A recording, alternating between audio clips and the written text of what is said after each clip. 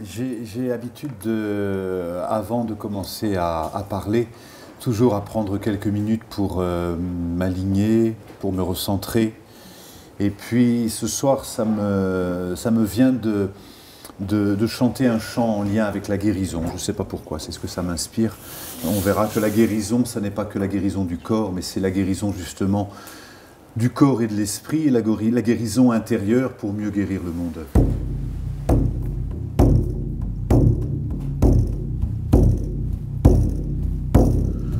Bekadze, bekadze, maha bekadze, raja samogate soha. Om bekadze, bekadze, maha bekadze, raja samogate soha. Om bekadze, bekadze, maha bekadze, raja samogate soha. Bekadze, bekadze, maha bekadze, raja samogate soha.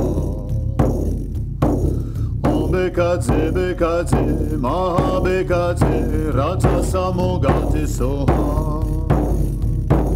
Om bekadze, bekadze, maha bekadze, raja samogate.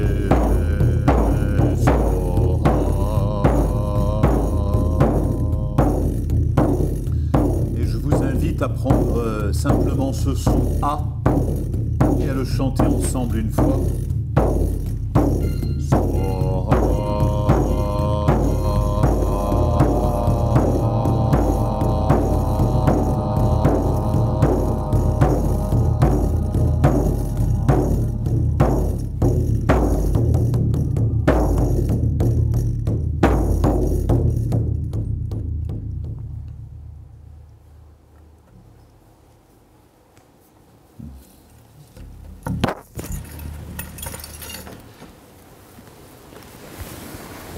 Merci. Avec plaisir. À propos de son, j'ai oublié de vous dire d'éteindre les téléphones. C'est le moment.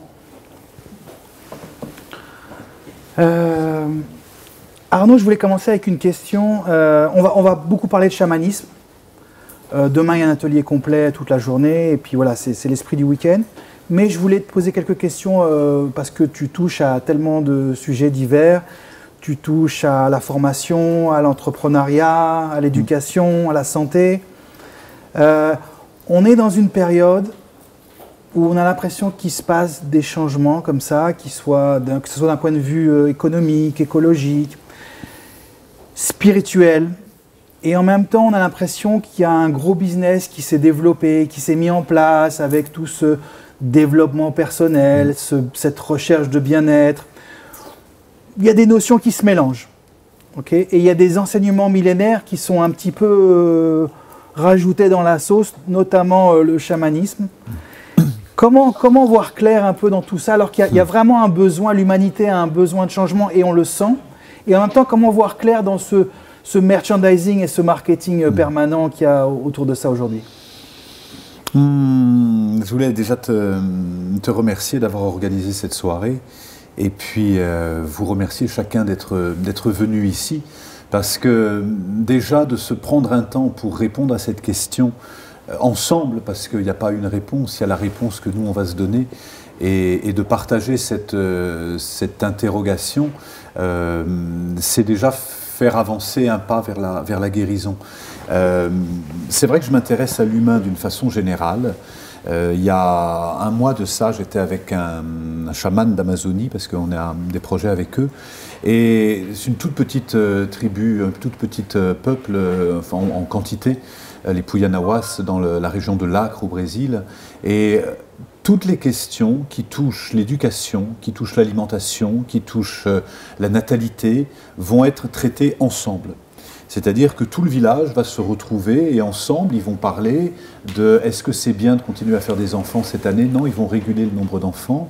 Est-ce que cette alimentation, est-ce que par exemple, puisque nous on va y aller, est-ce qu'ils acceptent d'accueillir des étrangers? Est-ce que tout ça, tout va être discuté ensemble. Et ensemble, ils vont discuter et se mettre d'accord en tenant compte de la dimension écologique, de la dimension économique, de la dimension du respect de l'environnement, de la dimension du respect des traditions et de la dimension du respect de l'accueil d'une façon générale. Et comme il y a une concertation en intégrant toutes les dimensions, ils vont tomber d'accord. Et par exemple, pour qu'ils nous accueillent, là j'y vais au mois d'avril, pour qu'ils nous accueillent au mois d'avril, il faut que tout le monde soit d'accord. S'il y a une personne qui ne veut pas, qui se dit non, on ne veut pas les accueillir, on ne vient pas. Et donc ça veut dire on peut parler d'unité, on peut parler de cohérence, on peut parler de congruence et on peut parler de sagesse parce que tout le monde est d'accord, c'est la communauté qui décide. Chez nous, ce qui se passe, c'est que quand il est question de parler d'économie, on va refiler ça au gouvernement ou aux syndicats pour avoir des discussions sur l'économie, mais on ne va pas intégrer la dimension écologique, on va laisser ça aux écolos ou etc., qui à un moment donné vont tirer le signal d'alarme. Alors on va se rendre compte que l'écologie, ça nous concerne tous, donc on va parler d'écologie, mais on ne va pas forcément intégrer la dimension spirituelle de l'écologie. C'est-à-dire qu'est-ce qu'un arbre, ça a une âme? Si on ne se pose pas la question, on va parler que d'écologie mathématique, mais on ne va pas parler d'écologie vraiment. Est-ce qu'aller en forêt, ça fait du bien à la santé? Si on ne fait pas cette question-là, on ne va pas pouvoir faire le lien entre l'écologie et la médecine, entre la santé. Et donc, pour moi, on souffre jusqu'à présent d'une période où les mondes sont séparés. Donc on parle d'écologie, on parle de... Moi, quand je vais parler de méditation dans les grandes entreprises, parce que j'interviens depuis 20 ans dans les entreprises du CAC 40 pour transmettre la méditation, pour leur apprendre à méditer, à prendre de la hauteur, etc. Mais si je parle de ça et que je n'utilise pas les bons mots, on va me dire « ouais, mais nous, on ne fait pas de spiritualité dans les entreprises, on est là pour gagner de l'argent ». Et si je parle d'argent dans les réseaux spirituels, on va se dire « ouais, c'est un chaman, mais il gagne de l'argent ou il amène les gens à gagner de l'argent ». Et ça veut dire qu'on est encore séparés. Et pour moi, si on est séparés à l'intérieur de nous, en séparant d'un côté, je veux m'ouvrir à la spiritualité, mais souvent il peut y avoir une fuite parce que je ne suis pas intégré dans la matière. Ou alors, je veux être pleinement sur ce domaine-là, mais pas intégrer ce domaine-là, on est séparés à l'intérieur de nous. Et si on est séparés à l'intérieur de nous, on constitue une société où les uns sont séparés des autres, et c'est ce qui se passe bien souvent dans ce que j'appellerais l'ancien monde, où justement, ceux qui font de la spiritualité vont être coupés de ceux qui s'intéressent à la matière, on va se dire, voilà. Et donc je crois qu'on est dans une nouvelle période où c'est la période de la rencontre. Et comment on fait justement concrètement pour prendre ce changement, pour transformer une société sur une approche collective justement, une approche globale de ce que tu as décrit, de ce qui se passe par exemple en Amazonie? Est-ce que ça passe par un changement individuel de chacun? Dans un premier temps, ça passe par un changement individuel. Quand j'avais posé la question à ce chaman papou, et je lui disais comment aider, comment on peut vous aider en ce moment, il a dit « occupez-vous de vos forêts, on va s'occuper des nôtres ». Et je trouvais la réponse tellement sage, qui fait que dans un premier temps, si on n'est pas en paix nous-mêmes, en paix de nous avec nous, on ne sera jamais en paix dans notre couple. Et si notre couple n'est pas en paix, la famille ne sera pas en paix. Et si la famille n'est pas en paix, on ne sera pas en paix avec nos amis, etc. Donc ça veut dire, on va commencer par faire la paix avec nous. Et ça, c'est le chemin du développement personnel. C'est-à-dire qu'on va réaliser que si on souffre, ce n'est pas une question de monde extérieur, c'est parce qu'on a un regard sur la vie qui le rend souffrant. Donc on va changer notre regard, on va créer les liens, on va se rendre compte que tout part des croyances. Et donc on va commencer à intégrer la méditation, on va se dire tiens, qu'est-ce qui fait que moi je trouve ça laid ou que je trouve ça un accident et lui il trouve ça une opportunité.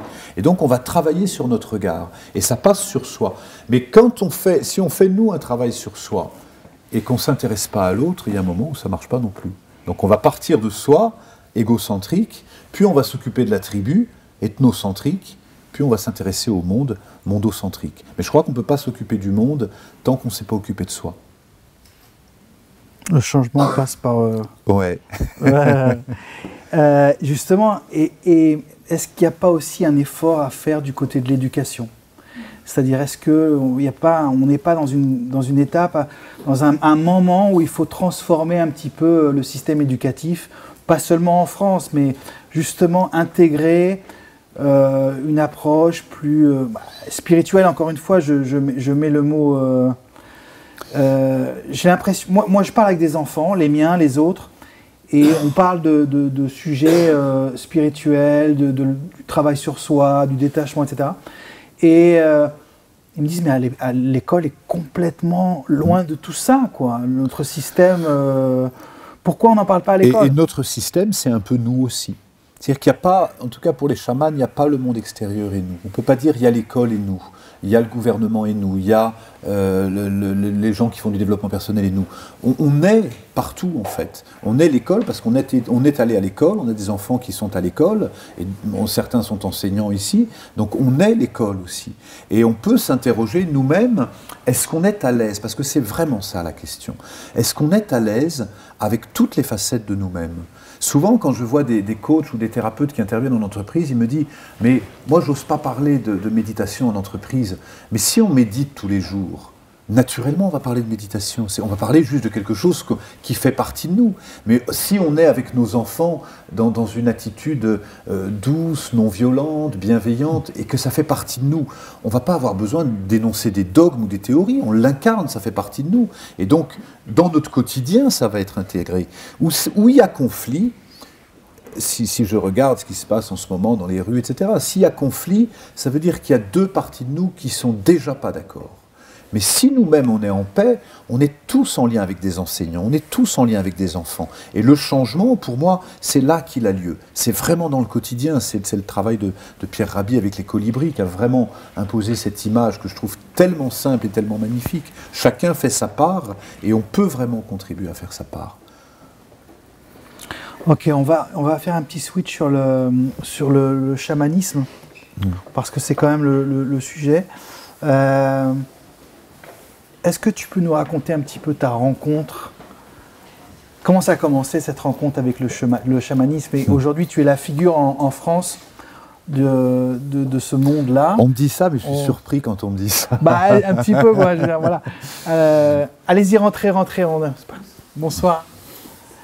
Tu es un peu la figure chamaniste. Tu m'avais même dit à une époque qu'officiellement, il n'y avait que, officiellement adoubé par les chamans mongols, il n'y avait que toi est très peu nombreux. Et Isabelle Sombrin. Corinne Sombrin. Sombrin. Comment ça a commencé pour toi, cette rencontre avec le chamanisme? En fait, je crois que pour les chamans, il y a ce qu'on appelle le nagal et le tonal. Le nagal, c'est tout ce qui est non manifesté. Le tonal, c'est ce qui se manifeste. C'est pour ça qu'on appelle les chamans le nagal, parce que c'est celui qui est dans le non manifesté, il plonge dans le chaos. Et donc, il y a un moment donné où ça se réalise. C'est-à-dire que là, c'est vrai que je suis surpris, vraiment, quand il y a des fois des salons qui m'appellent en disant « Tiens, on aimerait une tête d'affiche pour venir au salon », je suis très surpris qu'on m'appelle à moi, parce que moi, je n'ai pas l'impression d'avoir bougé grand-chose dans ma vie. Je fonctionne pareil, je médite pareil. En revanche, quand je regarde quelle est la source, qu'est-ce qui fait les liens de causalité, c'est ça qui m'intéresse. Qu'est-ce qui fait qu'aujourd'hui c'est ça? Qu'est-ce qui fait que je vais passer la moitié de mon année avec des chamans mongols, d'Amazonie, amérindiens, péruviens, etc. Et quand je regarde où était la graine et où était la terre, et quand je remonte à mon enfance, moi quand j'étais enfant, il y avait vraiment quelque chose qui était complètement naturel, qui fait que j'étais très très en lien avec les végétaux, mais comme beaucoup d'enfants, j'insiste là-dessus, comme beaucoup d'enfants, je parlais aux fleurs, j'adorais, quand j'étais pas bien, j'enlaçais les arbres, et peut-être ce qui a contribué à ça, c'est que mes deux parents étaient on ne peut plus opposés, ma mère en étant hyper sensible, pas chaman, mais très médium, très connecté, elle voyait des signes partout, etc. Et mon père étant très pragmatique, très cartésien, très terre-à-terre. Et tous les deux ont passé leur vie à essayer de s'entendre. Et moi, quand je les regardais, je me disais comment deux êtres aussi différents peuvent s'entendre et comment on peut associer deux parties de nous-mêmes, une aspiration à s'élever au ciel, parce que quand j'étais gamin, ce qui m'intéressait, c'est ce qu'il y a une vie après la mort, est-ce qu'on peut communiquer avec son âme, au quotidien, c'était vraiment quelque chose, quand j'avais 4 ans, 5 ans déjà, ça me perturbait, quand il y avait, je sentais qu'il y avait cette aspiration-là, et en même temps, confronté, j'aime cette phrase qui dit on n'est pas sur la terre pour vivre une expérience spirituelle, mais pour permettre à notre âme de vivre une expérience temporelle, et donc, je regardais comment grandir en tant que petit garçon, puis enfant, adolescent, jeune adulte. Et il y a un moment donné, alors que j'étais très connecté quand j'étais enfant, je me suis coupé de ma sensibilité, de ma foi aussi. Pour moi, c'était naturel. Quand j'avais 14 ans, je faisais tourner les tables. Je soulevais des tables en chaîne comme ça avec ma mère. C'était naturel, on faisait ça. Mais comme on ne me disait pas que ça ne se faisait pas, pour nous, c'était naturel qu'on n'ait pas l'impression de faire un truc. On fait quoi ce soir? On fait des mots croisés. Oh non, on va sur une petite table. Allez, on faisait sous. Et donc, on interrogeait les esprits. Il y a quelque chose qui était naturel pour moi. Et ce lien avec l'invisible était toujours naturel. C'était évident pour moi que les animaux avaient une âme, que les fleurs avaient une âme, que le soleil était en nous. Tout ça, c'était des notions naturelles. Et donc, je faisais des petits rituels. J'écrivais des mots quand je voulais guérir quelque chose. J'écrivais le mot de quelque chose. J'enterrais ça dans la terre. Je demandais à la terre de faire ça. Ou je le brûlais. Je demandais à la fumée de l'enlever. Pour moi, c'est naturel. Ma sensibilité s'est perdue, en gros, jusqu'à l'âge de 24 ans. Et à 24 ans, j'ai eu un accident de voiture. C'est là où je me suis vu partir et où il y a eu un rappel, parce que j'ai quitté la route et je suis parti dans le ravin, en fait, dans les Pyrénées espagnoles. Et dans le moment où la voiture a quitté la route et le moment où elle s'est arrêtée, j'ai eu un flash qui a duré une douzaine de secondes, où j'ai vu, comme les flashs d'un kaléidoscope, tous les événements depuis ma naissance jusqu'au moment de l'accident. Mais ce qui s'est passé à ce moment-là, c'est qu'il y a eu un changement de conscience. Je me suis rendu compte que tout ce que je vivais, la façon dont je le vivais, c'était une façon de le vivre, mais il y avait une possibilité de tirer le temps. Et à la suite de ça, je suis tombé malade, j'ai eu un ulcère à l'estomac, j'ai eu des soucis au foie, etc. Et que j'ai commencé à soigner, j'allais dire par la médecine traditionnelle, non, par la médecine allopathique, par la médecine moderne, et ça s'est aggravé. Et à ce moment-là, je ne fais pas de lien du tout, mais en tout cas, il s'est passé que ça s'est aggravé. Je prenais du Malox tous les jours. Voilà, j'avais une hygiène de vie terrible et j'allais voir les médecins tous les 3 jours parce que j'avais envie de vomir, etc. Deuxième ulcère de l'estomac, je crachais du sang. Et on dit quand le disciple est prêt, le maître apparaît. Et à ce moment-là, j'ai rencontré quelqu'un qui faisait de l'auriculothérapie, qui m'a dit « Mais tu sais, je vais te poser des aiguilles ici, ça va te faire du bien. » Et moi, je me disais, putain, le mec, il est bien barré, j'ai mal à l'estomac, il veut me planter des aiguilles dans les oreilles, mais allons-y. Et puis, il me disait, mais tout est lié. Et comme ça m'apaisait, j'y suis retourné. Puis, il m'a dit, tu devrais essayer l'acupuncture. Monsieur, je veux bien, mais planter des aiguilles dans le bras, c'est pareil, je ne vois pas le lien. Et puis, petit à petit, quand on s'intéresse à l'acupuncture, on s'intéresse un peu à l'Ayurveda, un peu à l'Inde, un peu à la méditation, et puis j'ai commencé à méditer, et j'ai rencontré un maître tibétain quand j'avais 25 ans. Je ne comprenais rien de ce qu'il me racontait, mais par contre, quand j'étais face à lui, je me sentais comme un enfant, et quand il disparaissait, je me sentais orphelin. Et là, je me suis dit, waouh, j'ai envie de voir ce qui se passe, parce que en fait, j'avais jamais vu un homme aussi beau. Beau dans son regard, c'est-à-dire quand il me regardait, je me trouvais beau, quand il regardait les gens, je les trouvais magnifiques, et donc il y a eu une espèce d'attachement par le regard, tout passe par le regard. Et je sentais qu'il y avait dans cet homme une lumière, et je me disais, c'est ça que je veux trouver, en fait, je veux trouver comment cet homme voit le monde avec cet émerveillement. Et donc ça m'a donné envie d'aller au Tibet, en Inde. Et puis de fil en aiguille, une fois que je suis allé au Tibet, j'ai rencontré un maître et puis un autre. J'ai commencé à être initié au bouddhisme, au tantrisme. Et pendant 14 ans de ma vie, j'ai fait des allers-retours pour rencontrer les maîtres tibétains. J'ai été initié, j'ai reçu des initiations pendant 12 ans. Et puis, de fil en aiguille, j'ai été attiré par peut-être la lignée ésotérique du bouddhisme tibétain, donc les Drikung, les Kagyu, qui faisaient beaucoup de pratiques qui étaient proches du chamanisme. Et de fil en aiguille, je suis allé rencontrer les hommes médecine amérindiens, je suis allé en Mongolie, et puis j'ai senti comme une connexion très très forte. Mais pour autant, je ne me déclarais pas du tout chaman. Et quand j'ai écrit ce livre, Réveiller le chaman qui est en vous, l'histoire, c'est que mon éditeur, j'avais un autre projet de livre, et mon éditeur m'a dit, ça serait bien que tu écrives sur le chamanisme. Et j'ai dit, non, chamanisme, c'est trop complexe, c'est quelque chose oral. Moi, j'aime bien voir les gens à qui je m'adresse, et si j'écris des bouquins, les gens vont prendre des bouquins, vont dire des trucs, etc. Ou alors, si je le fais, c'est sûrement pas pour dire je suis un chaman, c'est pour dire réveiller le chaman qui est en vous. Et mon éditeur m'a dit, super, tu as déjà trouvé le titre. Et de là, j'ai commencé à écrire, et moi, je fais souvent un truc, et j'enseigne ça dans mes stages, dans mes ateliers, faites comme si c'était vrai et ça va le devenir. Et à un moment donné, de fil en aiguille, les journalistes m'ont posé la question, en me disant, mais alors vous êtes chaman ? Et comme moi, j'ai appris avec des chamans qui vivent dans la forêt, qui sont, j'allais dire, des chamans authentiques, je me suis dit non, je ne suis pas chaman. Je marche sur les pas du chaman, mais je ne suis pas chaman. Par contre, comme j'invite les gens à se réapproprier leur pouvoir, j'invite chacun à apprendre à se soigner par la visualisation, à apprendre à communiquer avec l'invisible, et donc à réveiller le chaman qui est en vous. Mais pour autant, ça ne veut pas dire t'es chaman, t'as du pouvoir, etc. Donc j'étais très très attentif parce que je ne voulais pas cette gouroutisation que je déteste. Donc vraiment, je ne voulais pas ça. Donc je me dis, on va encourager à réveiller le chaman qui est en soi. Et puis le livre a été un best-seller, il est 8e tirage. Et d'un seul coup, on me présentait comme le chaman. Donc dans toutes les interviews, je disais, je ne suis pas chaman, je réveille le chaman qui est en moi.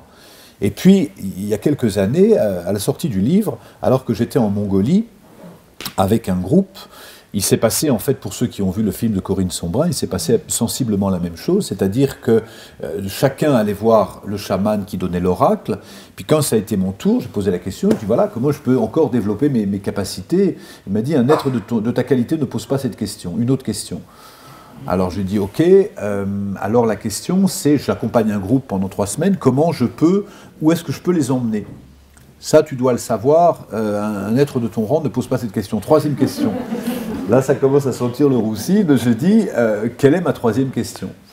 Et il me dit, je n'ai pas la réponse à ta 3e question, c'est le chef des chamans qui va te donner la réponse, parce que tu as une vie particulière, tu le sais, tu as fait beaucoup de choses par rapport à tes stages, par rapport à tout ça. Le chaman, ne me connaissait pas du tout, et commence vraiment à me parler de ma vie, et il me dit, à ce moment-là, il y a beaucoup de choses que tu fais spontanément, il va falloir maintenant que tu les officialises, sinon tu deviendras fou comme était ta mère. Comme je n'avais jamais parlé de ma mère et qu'elle a passé 15 ans en psychiatrie, je me suis dit, qu'est-ce qu'il veut dire par là? J'ai assez mal dormi parce qu'il m'a dit, voilà, je ne peux pas t'en dire plus, mais demain, grand-mère Ayengat, qui est notre chamane à toutes, va venir te voir et elle te parlera à toi. Et donc elle m'a reçu pendant 1h30, et pendant 1h30, elle m'a raconté une histoire. Depuis le XIIe siècle, elle m'a raconté l'histoire de mes ancêtres, et l'histoire de ses ancêtres à elle, qui étaient liés au XIIe siècle, et comment nos lignées étaient proches, et comment il était important maintenant qu'elle me reconnaisse chamane. Et elle m'apprend que mes ancêtres sont allés la voir à plusieurs reprises pour lui dire « il faut que tu le reconnaisses chaman. Il y a un Français qui va venir chez toi, il faut que tu le reconnaisses. » Et elle a dit « non, les chamans, c'est les Mongols, c'est pas les Français. » Fin du chapitre. Et les ancêtres sont revenus la nuit en disant « il faut que tu le reconnaisses chaman parce que lui, il fait un travail déjà, il est déjà chaman, mais il ne le sait pas, donc il faut lui dire. » Et donc, elle a dit « d'accord, s'il passe 3 ans avec moi. » Et elle a dit « il passera 15 jours, et il faut qu'au bout de 15 jours, il soit chaman. » Et donc là, elle m'a reçu à ce moment-là, elle m'a dit, donc, pour moi, tu es chaman. Ça a été là un bouleversement, et elle m'a dit, il faudra maintenant que tu fasses les pratiques que font les chamans mongols, donc que tu incorpores ton ancêtre, qui est l'ancêtre du XIIe siècle, avec lequel je n'avais pas un lien particulier. Elle m'a dit, il faudra que tu l'incorpores tous les jours, parce que c'est lui qui va enseigner. Et donc, il faudra que tu portes ton costume, que tu dises que tu t'appelles avec son nom, etc. Moi qui étais là en train de dire, putain, je vais rentrer à Paris, je vais dire ça va être terrible, parce que moi je fais en sorte de... Justement, je suis quelqu'un de grand public, j'aime les choses grand public, je fais en sorte de continuer à tisser les liens. Si jamais j'arrive en entreprise en disant, ça y est, m'appelez plus Arnaud Rioux, appelez-moi Narni, parce que c'est mon ancêtre qui me l'a dit, on va se dire, ça y est, chambre 305, pavillon 12. Et donc, j'ai à ce moment-là quand même... il y avait un chat qui était à 100 mètres, un chat blanc, et puis je dis à l'interprète, je dis, je vais faire comme ils font les enfants. Si le chat blanc, il vient à mes pieds, je dis, je suis chaman. S'il ne vient pas, je... Et comme le chat dormait, je me dis, je ne prends pas un grand risque. Mais le chat s'est levé, il a traversé, et il s'est mis à mes pieds. Il était tout blanc. Et à ce moment-là, j'ai fait glups, j'ai dit, moi je veux bien porter le costume de mon ancêtre, mais je ne sais pas comment il ressemblait. Et la chamane ouvre le papier, elle me dit, il est venu me voir cette nuit en rêve, et voilà le costume qu'il nous a dessiné, il est tout blanc. J'ai regardé le chat. J'allais dire, je vais réfléchir, mais je sais très bien que ça ne se passe pas comme ça chez eux. Et donc, à partir de là, ça a été le premier pas d'une autre histoire. Parce que, en fait, être chaman, c'est comme si je disais, voilà, moi je suis cuisinier. Bah, ok, bah, tu vas apprendre les crèmes, tu vas apprendre les pâtes. Donc, il a fallu apprendre cette forme de chamanisme, parce que c'est là que ça pose une question très particulière. Qui peut nous reconnaître chaman en France? Et là, Il n'y a personne qui peut nous reconnaître chaman. Moi, depuis le livre de le film de Corinne Sombrin, je reçois des mails tous les jours. Est-ce que vous pouvez me reconnaître chaman? Je pourrais me faire un business incroyable en disant au stage, le vrai chaman devient chaman en 24 heures. Mais je sais que ça ne se passe pas comme ça. Et ce qui est très étonnant, c'est qu'en Mongolie, quand on te dit t'es chaman, c'est comme si on te disait t'as la gale. Hein, parce que ça veut dire que ça va te coller à la peau, et tous les jours tu vas soigner les gens, tous les jours tu vas dédier ta vie, donc il n'y a plus de vie de famille, il n'y a plus de ça, et les chamans ils sont prêts à donner tout ce qu'ils ont, enfin ceux qui sont reconnus, ils sont prêts à donner tout ce qu'ils ont pour qu'on ne leur reconnaisse pas chaman. Et la grand-mère chamane qui m'a reconnu, elle a eu 13 accidents de voiture. Hein. Et le 13e, elle a perdu son fils, etc. Et donc le chaman lui a dit, tant que tu ne seras pas reconnu chaman, tu auras les accidents. Elle a dit, je vous donne tout mon argent et vous ne me reconnaissez pas chaman, vous prenez le truc sur vous. Il a dit non. Donc en Mongolie, personne ne veut être chaman. Et en France, qui peut nous reconnaître chaman, puisque on ne se dit pas chaman en fait. C'est pour ça aussi que moi je ne voulais pas me dire chaman, parce que dans toutes les traditions, ce n'est pas nous qui nous disons chaman, c'est la communauté qui nous observe et qui dit lui il est chaman. Mais nous, il n'y a pas de communauté, parce que le monde est séparé. Donc c'est ce qui fait que pour être reconnu chaman, on va avoir besoin d'une reconnaissance de l'extérieur. Ce qui pose la question, bien évidemment, qu'est-ce que seront les chamans demain et qui va reconnaître les chamans demain, aussi bien en Mongolie qu'en France, et ça c'est une autre alors, question. Maintenant, donc, officiellement tu es chaman, tu as la carte? J'ai la carte, j'ai le diplôme. D'accord. J'ai un grand diplôme. Ok. Ça change quoi? Ça change une responsabilité. Quand j'ai passé ma ceinture noire en Aïkido, il y a un moment donné, je me suis dit maintenant, si je vais sur un tatami et que je mets ma ceinture noire, je sais que tous les gens qui pratiquent depuis 20 ans, ils vont se dire, lui, il a la ceinture noire, donc on ne lui fait pas de cadeau. Et quand on dit on est chaman, c'est la même chose. Et je peux vous dire que si j'exerce en tant que chaman depuis 20 ans, depuis que j'affirme que je suis chaman, et grand-mère m'a dit, c'est important, maintenant tu dis tu es chaman, on ne me fait pas de cadeaux. Sur un certain plan, on m'en fait énormément sur d'autres. Mais disons que ça va créer des choses aussi, parce qu'on affirme ce qu'on est. C'est comme quand on affirme un titre. Je dis maintenant, ça y est, je suis diplômé de ça. Bon, on va te dire, maintenant que tu es diplômé, on va y aller.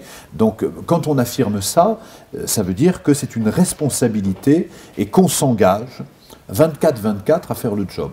Moi, comme j'étais déjà décidé 23-24, ça va, il n'y a pas eu un gros.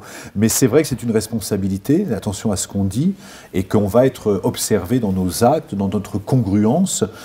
Et c'est là que moi, ça me met dans une position particulière, parce que pour moi, le chamanisme est amené énormément à évoluer, et je sais que mon rôle de chaman, c'est là que j'ai compris quel était mon rôle de chaman, parce qu'il y a des chamans guérisseurs, il y a des chamans ermites, il y a des chamans devins, oracles, il y a des chamans protecteurs, il y a des chamans qui ne s'occupent que de nettoyer les maisons hantées, vous ne les verrez pas, ils sont que dans les maisons hantées. Il y en a qui sont dans le fond des steppes qui font ça. Et moi, mon rôle, c'est d'être un chaman pont qui établit des liens, et c'est ce qui fait que j'encourage les chamans mongols à venir en France. Je les encourage à donner des enseignements, je les encourage à se montrer.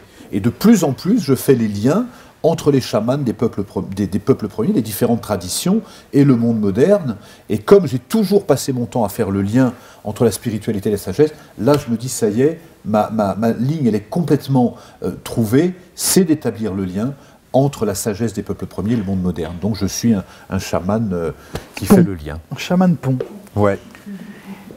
Pour finir sur ce sujet, comment tu synthétiserais un petit peu le message? Qu'est-ce qu'on peut apprendre, nous, Parce que en fait, tu as trouvé ta voie, quelque part. Clairement. C'est la voie des peuples premiers, c'est la voie chamanique. On est tous, chacun en train de rechercher une voie spirituelle. Et qu'est-ce qu'il y a dans le chamanisme de particulier que tu pourrais synthétiser? En fait, il y a tout. Il y a la connaissance. L'étymologie du mot chaman, c'est une langue tougnouse, ça vient d'Asie centrale, c'est celui qui détient la connaissance. La connaissance n'étant pas le savoir, c'est ce qu'on a expérimenté. Et le chaman, il plonge dans le chaos pour expérimenter. Et donc, il y a tout. Il y a la médecine, il y a la santé, il y a l'équilibre. C'est-à-dire, il plonge dans le chaos. Il va... dans les pratiques chamaniques, souvent, c'est chaotique. Que ce soit en Amazonie avec les plantes ou que ce soit avec les Mongols, on plonge, on reste, c'est pas confortable. C'est-à-dire qu'on ne va pas se dire on va étudier le chamanisme, grand 1, grand 2, grand 3. Non, on étudie le chamanisme, donc on plonge dans l'inconnu, parce qu'on ne peut pas comprendre quelque chose sans plonger dans le chaos. Et donc, l'enseignement chamanique n'est pas un enseignement théorique, c'est pas un enseignement didactique, c'est un enseignement, c'est une transmission. Et donc, c'est pour ça que je sais qu'il y a des... Je crois, d'ici peu, il y aura des facultés de chamanisme, c'est certain. Il y aura des chaires de chamanisme dans les universités, c'est certain. Il y a déjà l'Association française de chamanisme. Donc, ça va être de plus en plus homologué par un truc là où c'est le chaos. Et donc, oui, on plonge dans le chaos pour... donc, qu'est-ce que nous apprend le chamanisme? Le lien avec l'équilibre et l'harmonie. Puisque le chamanisme, le chaman restaure l'équilibre. Parce que quand il y a quelque chose qui ne va pas, au niveau de notre santé, ou parce qu'on a des accidents, ou parce qu'on a eu des deuils à répétition dans une famille, ou parce que dans une société, il y a des gens qui manifestent dans la rue, ou parce qu'il y a des casses, ou parce qu'il y a des choses, ça veut dire qu'il y a un déséquilibre à un endroit. Et le chaman a tellement plongé dans le chaos qu'il va chercher l'équilibre. Et donc, il va restaurer, encourager chacun à restaurer l'équilibre. Et je crois qu'aujourd'hui, on est dans un tel chaos, mais la bonne nouvelle, c'est que je crois qu'on est à la fin de ce chaos et qu'on est à la naissance d'un équilibre. J'aimerais vraiment que vous partiez d'ici avec une vue optimiste. Moi, je le suis vraiment à fond, et encore plus depuis début 2020. Ça, vous sentez un changement, ça booste d'une force, mais c'est hallucinant. Et donc... Mais ça va dans les deux sens. Oui. Ça va à la fois vers beaucoup de violence, ouais, sociétale, et en même temps vers une sorte d'ouverture, d'éveil des consciences en même temps. C'est parallèle. C'est parce que la vie est comme ça, et que si je prends le pendule et que je l'amène vers la droite, je lui imprime le fait qu'il va repartir vers la gauche. C'est ça qui se passe. Je l'amène à droite, et plus je l'amène à droite, plus je le prépare à qu'il aille à gauche. Et c'est ce qui fait que plus il y a de violence, plus ça va être la clé de la sagesse. Et ce qui se passe, c'est qu'aujourd'hui, on est dans une période où il n'y a plus de place pour la neutralité. On va être obligé aujourd'hui, on était encore hier à se dire « oui, ça, mais je peux encore ». Aujourd'hui, on ne peut plus. Là, je travaille avec des thérapeutes, par exemple, je supervise des thérapeutes, je les amène à passer le cap, ou des gens qui veulent se mettre à leur compte, etc. Et il y en a beaucoup qui sont en hésitation, qui s'accrochent au vieux monde, qui se disent « on ne veut plus rester dans ce système, mais en même temps, on veut passer ». Et à un moment donné, on dit quoi? Tu restes dans cette entreprise merdique ou tu passes à autre chose? Et comme il n'y a plus la place pour la neutralité, il y a de plus en plus de gens qui s'engagent dans une voie globale, qui soit à la fois... Là, j'ai fait une conférence pour HEC, une école de commerce, et les jeunes me disaient, nous, notre rêve, c'est sûrement pas de rejoindre les grands groupes dans lesquels étaient nos parents. C'est de se mettre à notre compte et de vendre nos compétences à ceux qui auront des valeurs qui font rêver le monde. Et c'est la nouvelle génération, c'est ceux qui ont 25 ans aujourd'hui, qui ont cette dimension écologique, éthique, et c'est vraiment dans cette génération que je porte mes souhaits, mes vœux de changement. Super.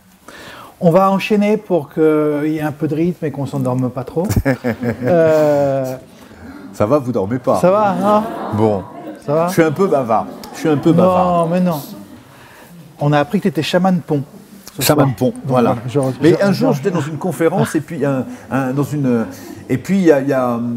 je dis comme ça dans la conférence, mais il y avait 100 personnes, et puis je dis, parce qu'on me dit, ouais, on vous voit sur les réseaux sociaux, vous vous intéressez à Internet, je dis, ouais, je suis un chaman 2.0. Le lendemain, le journaliste fait vers un chamanisme 2.0. Dans la foulée de ça, tous les journaux se mettent Arnaud Rioux, le chaman 2.0. Mais j'ai dit ça comme j'ai dit à chaman pont, donc c'est pas... Ouais. Mais en même temps, c'est amusant, c'est comme ça qu'on crée. Ça se fait, on crée par le verbe. Et là, je m'amuse beaucoup avec les chamans, parce qu'en Mongolie, quand on est allé les voir, sur le coup, il était hors de question qu'on les prenne en photo. Hein, et puis là, je tourne un film avec eux. Donc c'est pour vous dire le chemin qu'on a fait. Et eux, je leur ai dit d'ailleurs, moi vous m'ouvrez les portes de l'invisible, moi je vous ouvre les portes du visible. Mais c'est bien, tu apportes à notre société numérique. Parce que je crois qu'on est beaucoup dans le rêve, en se disant, moi j'ai plein de gens, c'est très étonnant parce que je m'amuse avec ça. Il y a des gens qui m'écrivent en me disant, est-ce que vous savez où je peux rencontrer un vrai chaman? Alors, en fonction, soit je leur donne les 3 premières lettres de mon email en disant ne le diffusez pas, ou les 4 premières chiffres de mon portable en disant voilà les 4 premiers chiffres d'un grand chaman, mais je ne vous donnerai pas les autres, etc. Parce que souvent on se fait un rêve comme ça. Il y a plein de gens qui se disent je veux rencontrer un vrai chaman, qui vont en Mongolie. Corinne Sombrin le raconte très bien. Elle édulcore, c'est-à-dire qu'elle en fait un film parce que c'est du cinéma. Mais quand on est au quotidien, vous avez vu le film, peut-être beaucoup l'ont vu. Quand on est au quotidien, oui, on est dans la yourte, et puis le quotidien, c'est qu'on va s'occuper des bêtes, on va s'occuper des animaux, on va s'occuper des enfants.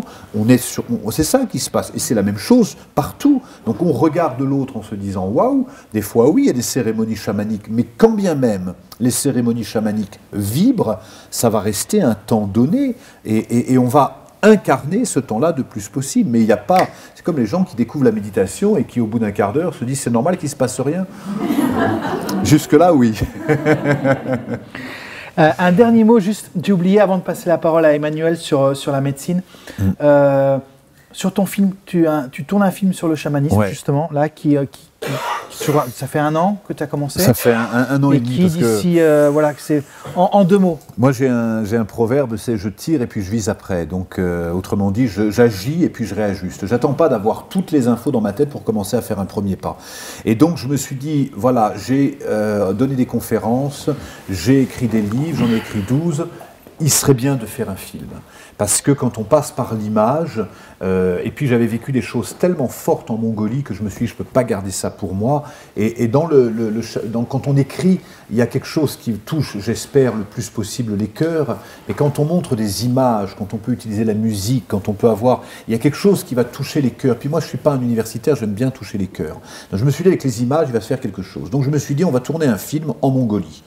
Et j'avais juste de quoi payer 4 billets d'avion pour l'équipe, la co-réalisatrice qui a réalisé avec moi, Maud Beignière, et puis le chef opérateur de ce qui vient du cinéma, et puis l'ingénieur du son qui vient du cinéma, parce qu'on voulait vraiment faire un film avec des qualités long métrage, et on est parti avec peanuts, c'est-à-dire juste de quoi payer ça. Et on a lancé un crowdfunding pour se dire, ok, pour pouvoir permettre de tourner en Mongolie. Donc on a lancé le crowdfunding, on a eu juste ce qu'il nous fallait pour tourner en Mongolie. Mais en Mongolie, on a eu des images exceptionnelles. Les chamans nous ont dit, pour vous dire, il y a une cérémonie qui a lieu tous les 90 ans, et quand on fait un truc comme ça se fait tout seul. C'est-à-dire qu'il nous a dit, ça a lieu tous les 90 ans, en principe, ça a lieu dans 2 mois. Mais on va pour vous l'avancer de 2 mois, comme ça elle sera sur le film. Et donc on s'est dit magnifique, c'était la traversée du feu sacré par les chamans, donc qu'on a pu filmer. Et en tournant ça, on s'est dit mais pourquoi on reste uniquement sur la Mongolie? Donc par la suite, on est allé rencontrer les chamans maoris de Nouvelle-Zélande, avec qui j'ai des très beaux liens. Et donc on a filmé avec eux le haka, qui a vraiment une part importante et dont on a besoin pour la reconnaissance avec la terre-mère. Et puis, je suis allé rencontrer l'arrière-petit-fils de Sitting Bull, Ernie Lapointe, qui est un grand chaman. Je pleurais tout le temps où il me parlait, parce que, rien que d'évoquer cette image, je vais pleurer, parce que il y a peu d'êtres comme ça. Vraiment, ça fait partie presque d'une dernière génération. Pour vous dire, j'ai tellement un lien de cœur avec les Amérindiens que je lui ai dit, mais qu'est-ce qui je sais ce qu'a vécu ton peuple, qu'est-ce que tu as fait de la colère et du chagrin d'avoir vu tes ancêtres tués par les colons, qu'est-ce que tu as fait de cette peine et de cette colère? Et sans bouger un cil, face à moi, comme une montagne, il m'a dit, il y a ma colère, il y a ma peur, il y a ma tristesse, et il y a mon amour qui est tellement plus grand. Fin de la question. Et là, je me suis dit, waouh, j'ai beaucoup de choses à apprendre. Et l'interview, je pleurais, je ne pouvais pas tenir le micro tellement je pleurais à l'écouter. Donc, il sera sur le film. Et puis après, je me suis dit, si je fais un film sur le chamanisme, mais que je ne fais pas un film sur l'Amazonie, qu'on me dit, ils sont où les Amazoniens?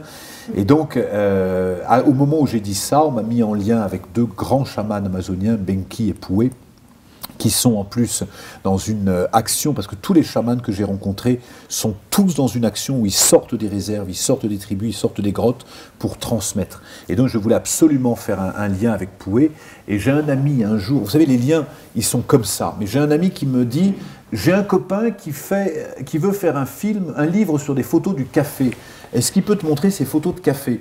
Parce que comme j'écris des livres, on se dit on peut l'aider pour faire un livre sur le café. Et je dis oui, envoie-moi ces photos du café. Je vois les photos du café, je dis magnifique ces photos. Mais tu prends en photo, tu les as pris où? Au Brésil. Tu prends que des photos de café ou tu prends aussi des photos de gens? Il me dit non, je prends aussi des photos de chaman. Ah ben, et là, je vois la photo de Pouet et je me mets à pleurer. Et je me dis, mais tu le connais celui-là? Il me dit, oui, oui, je le connais, c'est un très très proche, donc j'y vais chaque année, je peux te mettre en lien avec lui. Et donc, je fais, vous imaginez, un Skype avec lui, qui, pour l'info, il y a 3 ans, 4 ans, aucun de la réserve, du peuple n'était sorti, il n'y avait aucune connexion qui était sortie de chez eux, et personne. Donc, ils découvrent Internet, et donc je commence à parler du film, et lui, il ne bouge pas, et je vois qu'il regarde, il me dit, tu n'as pas besoin de parler, je regarde autre chose. Et au bout d'un moment, au bout de 3 minutes, il me dit, on va faire le silence tous les deux, il regarde Laura, il me dit, c'est bon, le film, il va se faire. Et il va se faire chez nous.